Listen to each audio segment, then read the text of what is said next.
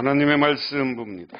하나님의 말씀은 사도행전 5장 17절에서 32절, 신약성경 195쪽입니다. 제가 한 절 봉독하고 여러분이 한 절 봉독하고 교독합니다.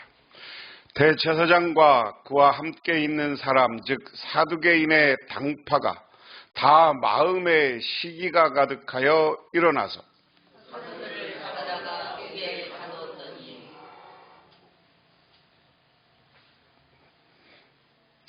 주의 사자가 밤에 옥문을 열고 끌어내어 이르되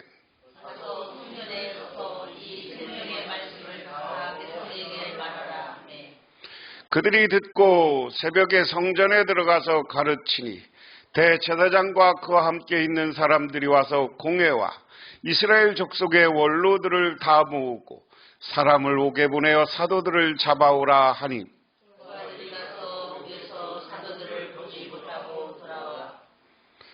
이르되 우리가 보니 옥은 든든하게 잠기고 지키는 사람이 문에 서 있으되 문을 열고 본즉 그 안에는 한 사람도 없더이다 하니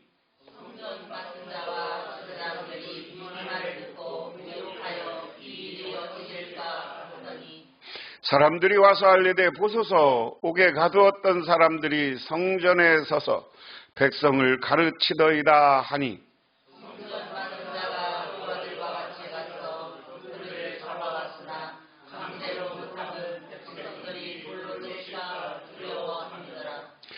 그들을 끌어다가 공회 앞에 세우니 대제사장이 물어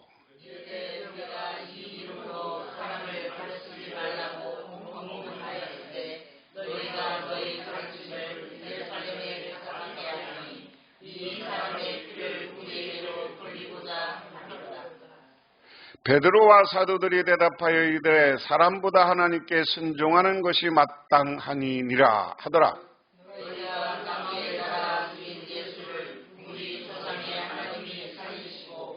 이스라엘에게 회개함과 제사함을 주시려고 그를 오른손으로 높이사 임금과 구주로 삼으셨느니라.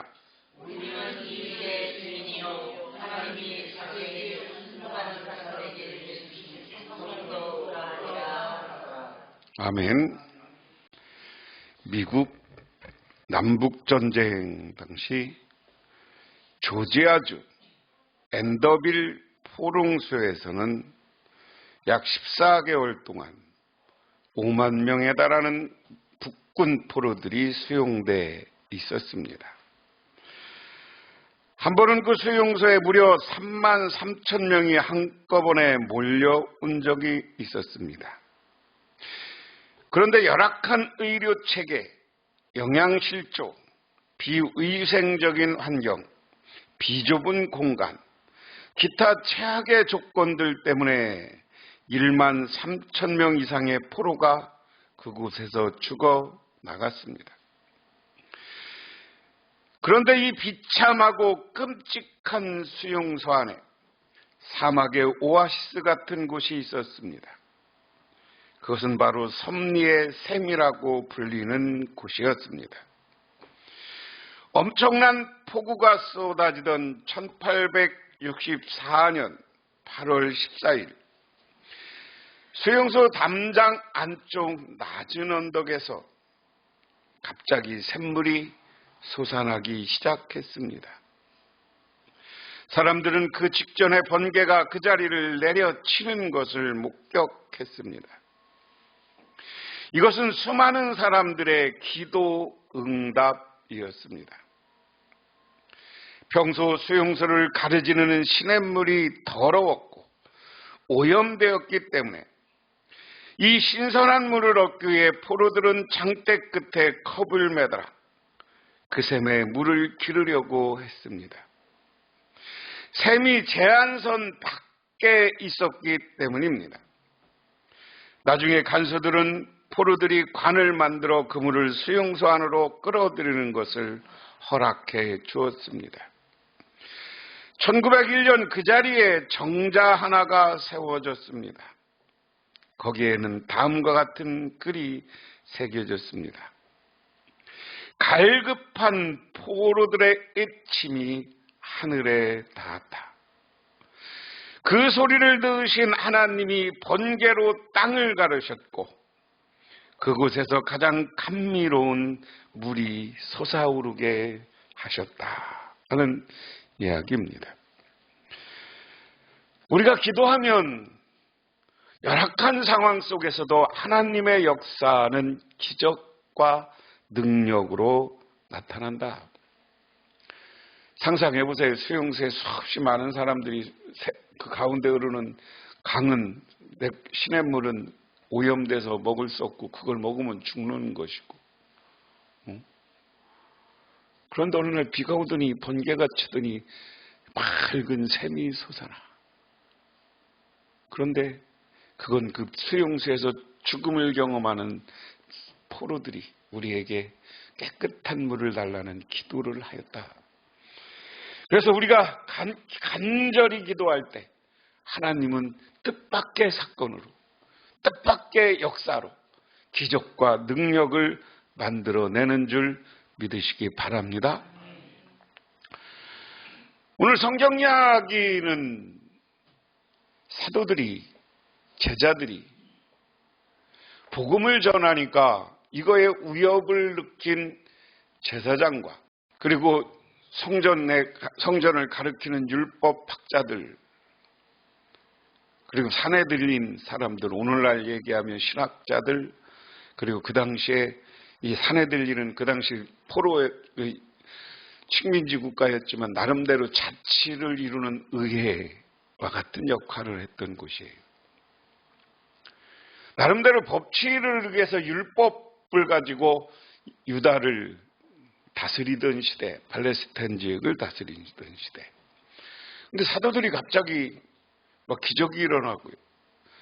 사도들이 설교를 하면 5,000명씩 늘어나고, 그게 지난주까지 이야기잖아요. 그러니까 이제 그 사람들이 자기들의 위협을 느끼고 자기들의 기존 세력에 문제가 될 것 같으니까 그 사람들을 데려다가 감옥에 가두는 거죠. 그리고 절대 예수를 전하지 말라고 그래.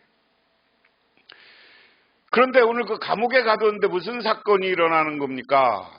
오늘 말씀 17절 보면 핍박 중에도 주를 전도했다고 하는 건데, 대제사장과 그의 지지자들이 사두개파 사람들이 모두 시기심으로 가득 차서 들고 일어나 사도들을 잡아다가 옥에 가두었다. 그런데 밤에 주님의 천사가 감옥문을 열고 그들을 데리고 나와서 말하기를, 가서 성전에 서서 이 생명의 말씀을 남김없이 백성에게 전하라 하였더라. 할렐루야. 가뒀는데 천사들이 나와서 감옥문을 열고 옥문을 열고 그들을 가서 복음을 전하라고 내보내줘요. 그러면서 너희들은 이 생명의 말씀을 남김없이 전하는데 어디? 성전에 가서. 지금 제사장들과의 사람들이 성전이 있는 다른 곳에 감옥에 가둔 거예요. 그리고 성전은 매일 이스라엘 사람들은, 유다 사람들은 이 당시만 해도 아침, 점심 적어도 3번은 성전에 나와서 기도하고 하던 사람들이 있었어요. 그러니까 성전에는 늘 사람들이 있었던 거죠. 그건 이스라엘 사람들, 다니엘이 그랬잖아요. 여기 예수님 시대 사람들이 성전에 와서 그렇게 기도를 매일, 예루살렘은 가까운 지방이니까 예루살렘에 사는 사람들은 와서 매일 기도를 했어. 아침, 점심, 저녁 때쯤. 그러니까 오늘 그런 문화 때문에 가서 너희들 성전에 가서 지금 사람이 기도하러 온 사람이 있을 거니까 말씀을 가서 전해라. 증언하라. 오늘 지금 감옥에 나온 사람들을 풀어주고 천사가 하는 말이에요. 오늘 이야기 속에 우리는 왜 하나님이 우리를 택해서 우리 교회를 섬기게 하고 교회에 직분을 주셨느냐? 그거는 다른 거 없다고 그랬어요. 그건 다른 거 없다고 그랬어요. 가서 복음을 증언하고 예수를 증언하고 복음을 전하라는 사명을 우리는 완성해야 되는 거예요. 그게 우리들의 사명이고 우리들의 할 일이에요. 교회가 그거 안 하면 사실은 뭐 친교하고 사랑 나누고 하는 것도 있지만 사실은 그게 주로 해야 될 일이에요. 근데 지금 오늘 이 제자들이 나 감옥에 또 잡혀갈 것 같아 두려워 그러면 가서 복음을 못 전하는 거예요. 그런데 그럼에도 불구하고 오늘 천사의 명령은 가서 성전은 어디에 지금 이 제자들을 감옥에 가뒀던 사람들이 상주하는 곳이에요. 제사장과 서기관 율법학자들이 상주하는 곳이에요. 그곳에 가서 또 복음을 전하라는 거예요. 그 다음은 어떻게 하는 겁니까? 하나님이 책임져 주는 거죠. 그 다음에 21절에 보면 이 말을 듣고 그들은 새벽에 성전에 들어가서 가르치고 있었다.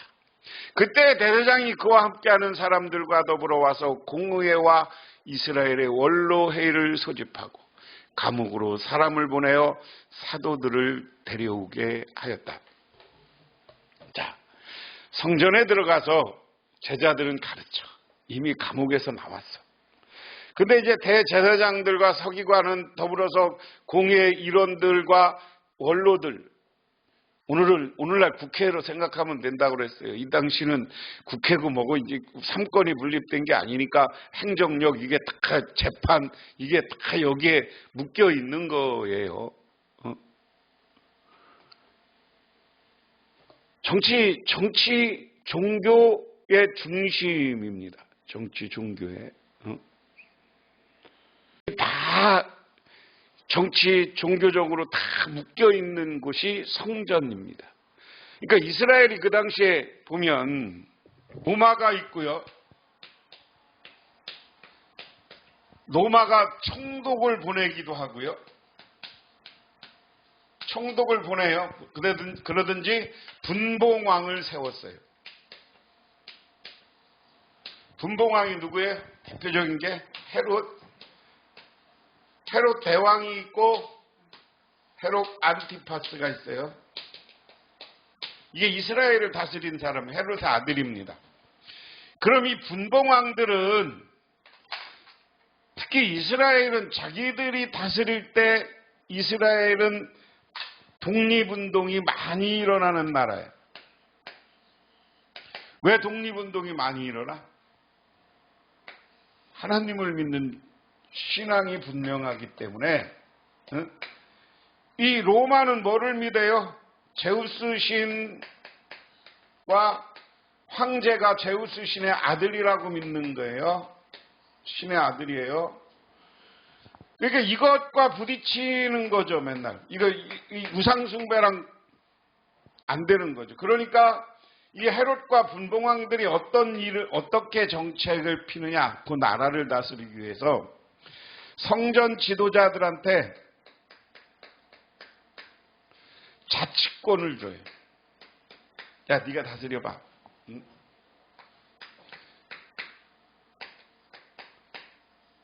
그래서 성전 지도자들이 그 당시 성전은 이렇게 되면 종교 문제도 해결할 수 있고, 야, 내 종교 인정할게. 니네 하나님 믿는 거 인정할게. 그 대신 니들이 자치권 하는데 니들 백성들 억누르고 독립운동만 안 일어나게, 반란만 안 일어나면 돼. 응? 반란만. 그래서 반란만 안 일어나면 니들이 알아서 다 재판을 하는 거예요. 근데 사형은 누가 했어요? 총독이 했어요. 로마가. 이건 뭐예요? 사형시켰다는 건 이것은 반란범이에요. 예수님이 반란했다고 해서 유대인의 왕이라는 게 반란이잖아요. 그러니까 빌라도가 사형언도를 내린 거예요. 자, 이런 정치 제도를 갖고 있다. 그래, 지금 이 성전 지도자들은 자치권을 가지고 유다 지방, 예루살렘과 유다 지방을 다 정치적으로도 다스리고 종교적으로도 지도자다 하는 겁니다. 그래서 정치와 종교가 하나 된 거예요. 그러니까 여기에 누가 대제사장이 사람과 더불어 와서 공의회와, 공의회 요즘 얘기하면 국회라고 그랬어요. 사내들인 사람들이에요. 그리고 원로회, 이 원로회도 국회 비슷한 건데 양원 생각하면 돼요. 상원, 하원 생각하면 돼요. 오늘날 그들을 소집해서, 그러니까 원로들을 소집해서 재판하려고 하는 거죠. 제자들을. 그래 감옥으로 보내어 사도들을 데려오게 하였다. 두 아들이 가서 옥의 사도를 보지 못하고 돌아와. 여기 보면 이 세 번역은 경비원들이 감옥으로 가서 보니 사도들이 감옥에 없었다. 그리하여 그들은 돌아와서 이렇게 보고하였다. 감옥 문은 아주 단단하게 잠겨 있고 문마다 간수가 있었는데 문을 열어보았더니 안에는 아무도 없었습니다. 나중에 바울과 실라가 갇혔을 때도 마찬가지인데요. 이 감옥 문마다라고 얘기한 건 문이 하나가 아니라는 거죠. 3중문 정도 돼 있다고 그러는 거예요. 방마다 나올 때 이렇게 철창문이 있는 거, 우리나라 교도소도 그렇잖아요. 그리고 그 층을 막는 문이 있는 거고요. 밭의 전체를 막는 문이 있는 거예요. 그런데 많은 사람들의 이야기가 이 감옥을 굴 속에 만들어 놨다 이렇게 이야기를 해요. 그리고 감옥, 죄인들이 나가면 안 되니까 열쇠로 큰 단단한 열쇠를 묶어놨다. 쇠사슬 같은 걸로 묶어놨죠. 근데 가보니까 그건 그냥 있더라는 거예요. 그냥 있는데 사람들은 없더라. 근데 앞에 보면 천사들이 와서 이 문을 다 열고 내보내고 또 잠궜겠죠. 그러니까 아무것도 없는 거죠. 그랬던지 두 가지는 천사와 함께 사람들이 했으면 공간을 초월하는 능력이 있을 수 있다 하는 겁니다. 예수님이 아무데나 이렇게 닫혀있는 문을 가듯이 그렇게 우리는 해석을 하는데 이거 너무 잘못 해석하면 너무 신비주의에 빠지니까 아빠 천사들이 문을 열었다는 게 앞에 구절에 있어요. 그 다음에 성전 경비대장과 제사장들이 이 말을 듣고 대체 이 일이 어떻게 된가 하고 사도들의 일로 당황하였다. 한번 생각해 봐요. 3중, 4중으로 감옥에 사람을 가뒀는데 없어. 그러면 중요한 건 열쇠가 부셔졌든지 얘들이 탈옥하면서 뭐가 부셔졌어야 되는데 잠겨 있어. 이거 자체가 신비스러운 일이고 이것 자체가 당황할 일이잖아요. 그래서 당황했다. 그때 어떤 사람이 와서 그들에게 일렀다. 보십시오. 여러분이 옥에 가던 사람들이 성전에 서서 백성을 가르치고 있습니다. 그러니까 성전에서 이제 사도들을 본 사람들, 사도들의 말씀과 사도들이 전하는 예수에 대한 이야기를 듣고 온 사람들이 야, 니들이 가둔 사람이 지금 성전에 있어. 인간의 상식으로는 불가능한 일이 벌어지고 있는 거예요. 여기 특히 이 사도들을 가두었던 사람들의 생각과는 전혀 뜻밖의 사건이 일어나고 있다. 그래서 제가 여러분한테 여러 번 말씀드렸어요. 우리 성경에서 이야기는 상식적인 이야기는 별로 없다. 그럼 뭐야? 다 초월적 능력. 이 땅의 어떠한 것을 초월하는 능력으로 오늘 하나님은 역사하고 성령님이 역사하는 줄 믿으시기 바랍니다.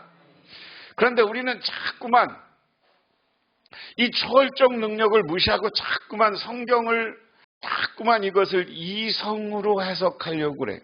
그게 오류예요. 그리고 또 어떤 신학자들은 이건 성경 시대만 일어나는 거지 오늘날은 이런 기적이 안 일어난다. 한동안 우리나라도 30년 전까지 모든 신학교에서 그렇게 가르쳤어요. 성경 시대에만 기적을 있는 거지 현대 시대는 기적이 없다. 근데 막 병이 고쳐지고 막 일어난 사건을 보면 그게 이제 순복음교회가 처음 우리 한국에 와서 히트를 치기 시작하면서 대부분 장로교와 감리교 신학자들이 당황해서 순복음을 이단으로 막 이야기했던 게 그래서 그래요. 당황했어요. 우리 상식과 이성과 다른 사건이 일어나면 사람들은 당황해. 근데 그것을 자꾸만 이단으로 몰아서 기독교가 아닌 것처럼 이야기하는데 아니죠.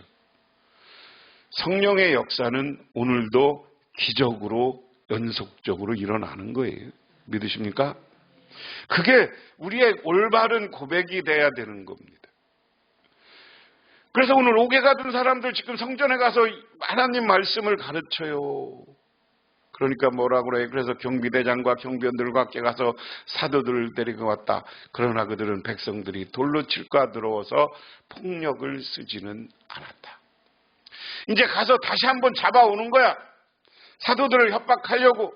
근데 사도들을 또 가뒀다가는, 그리고 때리거나 폭력을 썼다가는 이 사도들 때문에 기적과 능력을 경험한 사람들, 지금 사도들이 아침에 설교할 때 은혜를 체험한 사람들, 이 사람들이 돌을 던지고 지도자들을 왜 은혜로운 사람들을 핍박하느냐고 할까봐 그들도 지금 폭력은 쓰지 못하고 어쩔 수 없이 데려다가 대화를 하는 장면입니다.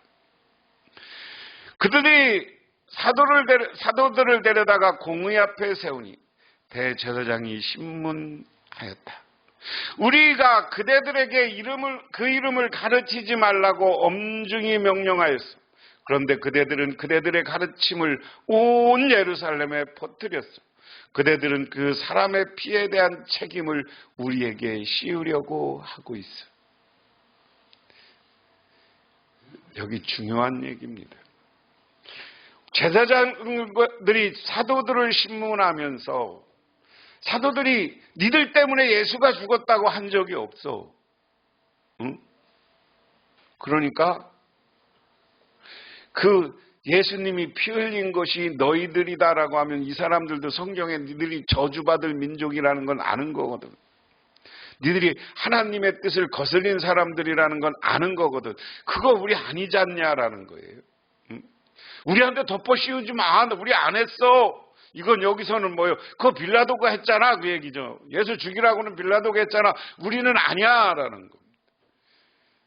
네, 오늘 이야기 속에서 우리가 생각할 건 정말 우리가 어떤 은혜를 체험하면, 어떤 사건을 체험하면 하나님 앞에 우리가 회개하면 돼. 내가 어떤 문제가 있든지 내가 어떤 잘못을 했으면 그것 때문에 꿍꿍거리지 말고 핑계대지 말고 누구 때문에 이런 얘기 하지 말고 내가 하나님 앞에 회개하고 나가 어떤 사람과 어떤 문제가 잘못됐으면 그 사람 앞에서 내가 잘못하고 잘못을 인정하고 화해하면 깨끗한 거예요. 사람 관계가. 예수 믿는 사람들은 더 화해를 타고 사랑이라는 것을 생각해 보면 더 그래. 제가 요즘 생각해 볼수록 교회는 사랑밖에 없다라는 생각이 들어요. 내가 지난주에 석학교회 가서도 나보고 권면하라고 그러길래 교인들 사랑을 회복하라고 그래서 사랑을 회복하라.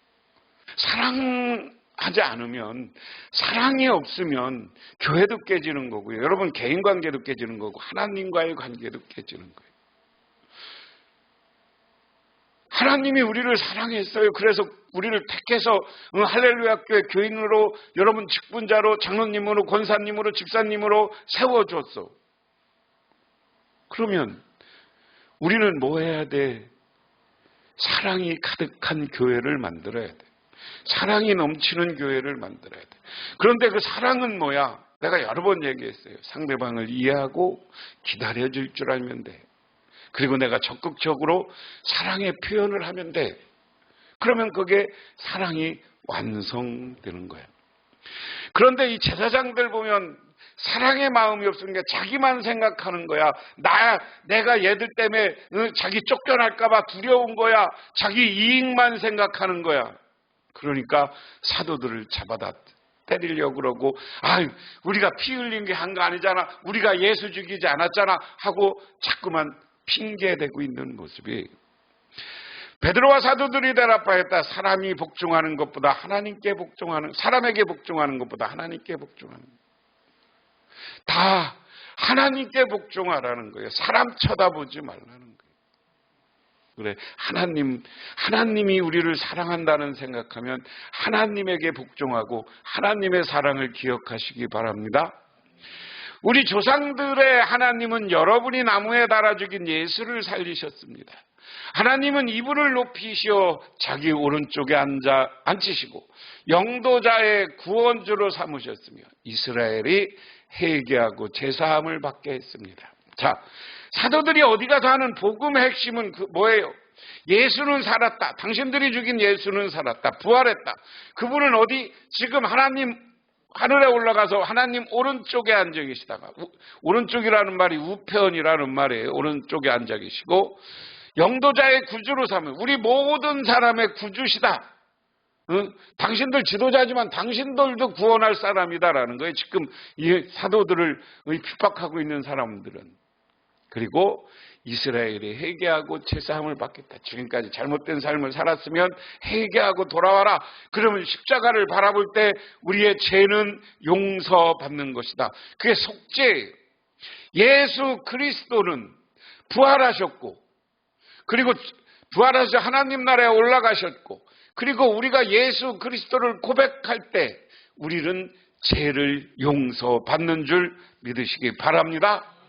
우리는 이 모든 일의 증인이며 하나님께서 자기에게 복종하는 사람들에게 주신 성령도 그러하십니다. 우리는 그 예수님이 살아난 것, 그 모든 것 봤다. 또 성령님이 우리와 함께하는 것도 봤다. 지금 성령이 와서 천사가 와서 우리 감옥문도 열었지 않냐. 그러니까 당신들 이야기는 뭐예요? 자꾸만 우리를 배척하지 말고 회개하고 예수 믿으라는 얘기예요. 우리는 어디 가서나 이것을 증언하고 이것을 전해야 되는 것이 우리가 할 일입니다. 영국 명문대를 졸업한 5명의 젊은이가, 그중에 피트라는 청년이 막 결혼해서 신혼여행을 포기하고 에콰도르 선교사로 가기로 했어요. 그러니까 그 친구 5명이 같이 가자라고 해서 결혼한 신부들은 놓고 자기들 먼저 갔어요. 근데 에콰도르에 가서 거기 원주민들을 만나서 선교하다가 순교당했어요. 그러니까 나중에 가보니까 이 사람들이 다 총을 가지고 있었는데 그 원주민들이 자기들에게 압박을 가해서도 총을 가하지 않고 그대로 순교한 거예요. 이 소식을 들은 이 5명의 부인들이, 청년들의 부인들이, 내 남편들이 못한 거 우리가 가서 복음을 전하자 라고 해서 복음을 전하러 갑니다. 20대 선교사들이. 그 40년이 지난 지금 그 마을은 복음의 땅으로 변했습니다. 선교사들을 살해했던 5명의 인디언 가운데 4명은 목사가 되었습니다. 1,000명의 주민들은 모두 주님을 영접했고 하나님이 주신 은혜를 침묵을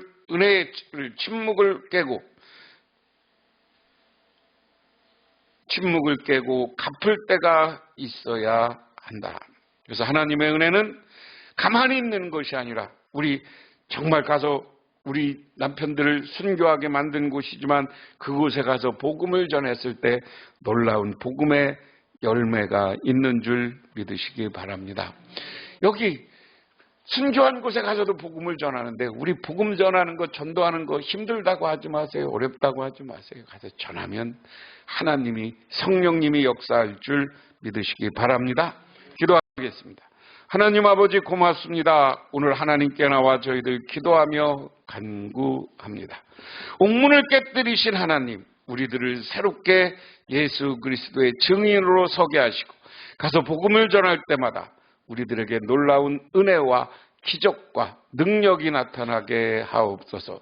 예수님 이름 받들어 기도드리옵나이다. 지금은 우리를 죄 가운데서 구원해 주시고 부활을 통해서 참된 승리의 모습을 보여주신 우리 주 예수 그리스도의 은혜와 온 우주를 창조하신 성부 하나님의 사랑하심과 우리 삶 가운데 찾아와서 우리 이끌어가시는 성령님의 인도하심이 저희를 맞아 주님께 나와 기도하고 간구하며 하나님의 말씀으로 무장하고 돌아가는 우리 할렐루야 교회 모든 성도님들과 그 가정 위에 영원토록 함께 하시기만을 간절히 축원하옵나이다.